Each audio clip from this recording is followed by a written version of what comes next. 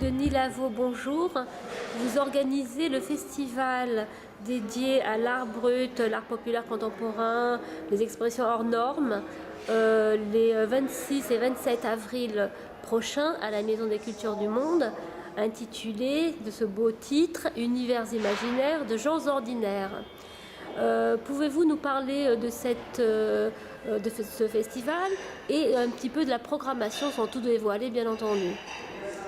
Alors déjà, il faut préciser une chose, c'est que le festival, il aura lieu à la fois dans le cadre de l'exposition Rovision 25 ans d'art brut à la Halle Saint-Pierre et aussi du Festival de l'Imaginaire à la Maison des Cultures du Monde.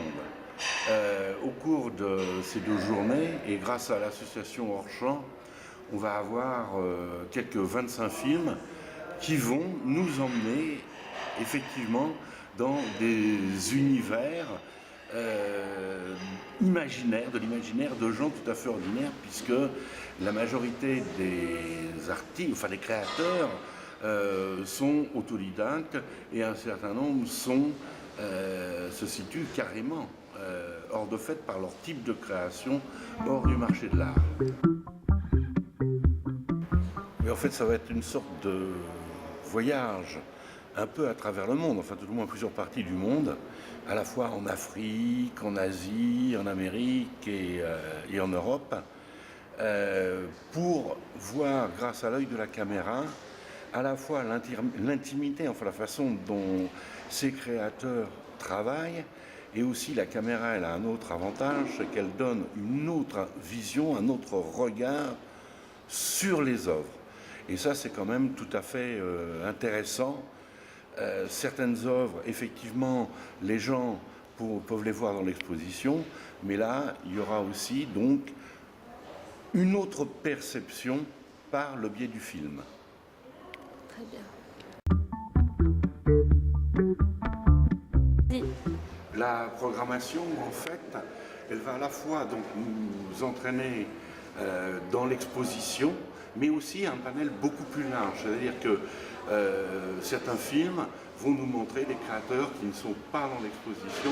Donc ça va donner réellement un vrai panorama de ces formes de création différentes à travers le monde.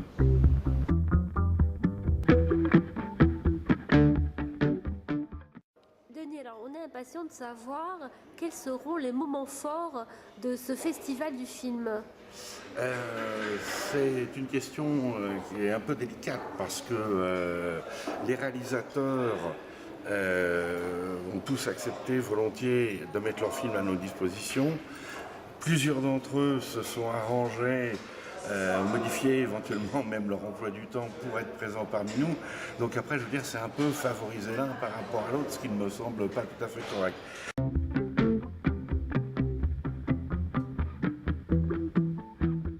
Il y aura effectivement, il y aura à la fois, on verra des films sur des figures, si j'ose dire, classiques de l'art brut.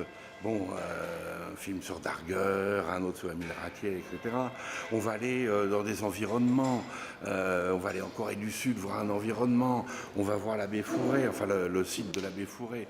Donc il va y avoir tout un mélange de choses, et c'est pour ça que je disais c'est à la fois difficile de favoriser un film plutôt qu'un autre, ou un événement par rapport à l'autre, parce qu'il y aura vraiment beaucoup de choses à découvrir à ce moment-là. Et je pense que si certains films, il y aura même un ou deux films, si je ne me trompe pas, qui sont totalement inédits, qui seront présentés pour la première fois. Donc voilà, je crois qu'il y a quand même quelque chose de très riche dans ce festival.